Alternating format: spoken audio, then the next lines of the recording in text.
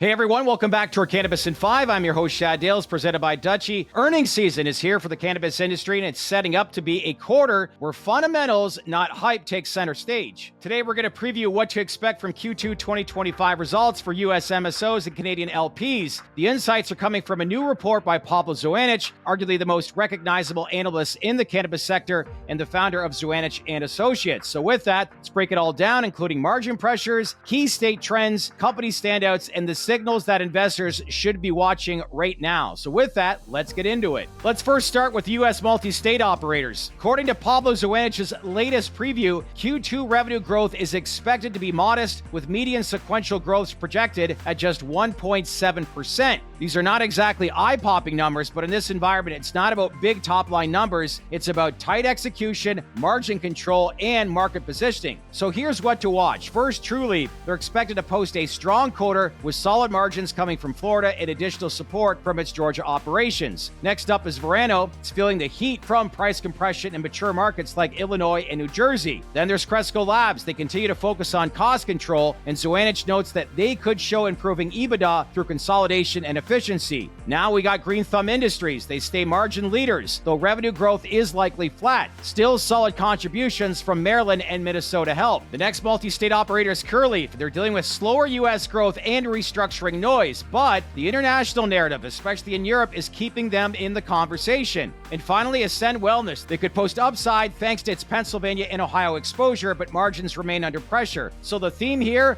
no one's swinging for the fences right now. This quarter is about staying in the game efficiently. So now let's go a little bit deeper on the state level dynamics, because as Pablo Zuanic reminds us, cannabis is still a local business. So here are the key battlegrounds. First up is Florida, still a powerhouse for Trulieve. Medical sales remain steady, and with the 2026 adult use ballot in play, long-term optionality is a big factor. Next state is Maryland. Last year's rec rollout has settled into a new normal, but vertically integrated operators like GTI are still capitalizing. Now we look at the Midwest and Ohio, where momentum continues to build. Ascend and Verano are positioning early for a meaningful ramp-up. Next up is the Keystone State, Pennsylvania, where the adult use stalemate continues, but the medical market still counts. Watch how pricing and volume evolve here for names like Trulieve and Cresco. Now let's shift over to the east in New Jersey. Early stage rec gains have plateaued. Verano and Curaleaf are feeling that pinch. And then in New York, still a regulatory mess and no meaningful contribution expected here in Q2. And then there's Illinois, a mature market with high taxes and fierce competition. The growth story here is officially over, at least for now. Again, Zuanic emphasizes where a company operates is just as important as how it operates. So now let's talk about margins. Zuanic expects median adjusted EBITDA margins to hold near 25%, which would be flat quarter over quarter. But the standouts are familiar names. Green Thumb and Trulieve are projected to deliver north of 30% EBITDA margins thanks to a combination of disciplined cost control and scale in profitable states. Curaleaf, meanwhile, is still digesting restructuring, so expect some softness. Cresco also may benefit from its footprint rationalization, less revenue, but potentially higher efficiency. Free cash flow, though, still the Achilles heel for many. Zuanic notes that most MSOs are not generating positive FCF, with Green Thumb as one of the few exceptions. And even that comes more from tight capital allocation than growth. In this cycle, efficiency is the new expansion, and we've been saying this for quite some time now. This is the stage of the game that we've now entered. So here's the cold reality. Even with rescheduling rumors heating up, capital is still scarce and expensive. Zuanic points out GTI and Trulieve are still trading at premium valuations on EV/EBITDA multiples. Curaleaf and Cresco remain at discounts, but largely justified by their current financial profiles and market exposure. And Ascend and Verano could surprise, but need margin stabilization first. Now let's talk debt, and it is pricey. Equity is dilutive, and unless federal reform accelerates soon, the pressure won't ease. So Zuanic's message, operators with strong balance sheets and FCF visibility will remain investor favorites, even in a low growth environment. Now let's switch to Canada, and still it's a tough scene. Zuanic's Q2 outlook for Canadian LPs remains cautious, with little to no domestic growth and only pockets of international opportunity. First up is Tilray, who already reported with record revenue, but there's still big debt. They see upside potential in international markets like Germany and Poland, but U.S. beer and spirits exposure, they dominate headlines. Next up is Canopy Growth, and they're still restructuring. Don't expect operating momentum this quarter. Next is Organigram and Aurora. They may focus on efficiency, but any path to sustainable profit still remains a question. In Zuanic's view, Canadian LPs are increasingly side players in a U.S.-centric investment narrative until international medical markets like Germany continue to ramp up. So really, what should investors be watching as earnings roll in? Pablo Zuanic highlights several key indicators. One is EBITDA margins. Are companies preserving profitability despite price pressure? Also, free cash flow. Is there evidence of real, repeatable cash generation? Then there's state-by-state performance, especially in Ohio, Maryland, and Florida. There's also capital discipline. Are companies still cutting back or just cutting? Then there's the CEO tone. Are we hearing strategic optimism or just financial damage control? This quarter won't be about surprises. It'll be about signal over noise. The companies that quietly execute will start separating themselves heading into the second half of the year and potentially a game-changing 2026 if federal policy catches up. And that is a big question, one this industry needs. Bottom line, Q2 is a proving ground. If you can't grow top line, you better protect your margins. If you can't wow with EBITDA, you better show cash flow. And if you can't offer near-term upside, you better be ready for what's next. Pablo Zuanic and his team at Zuanic & Associates frame this quarter as a test of maturity for cannabis operators. Are they ready for institutional capital? Are they ready for regulation? Are they ready for real accountability? One thing's for sure, we're about to find out. You'll get the full analysis here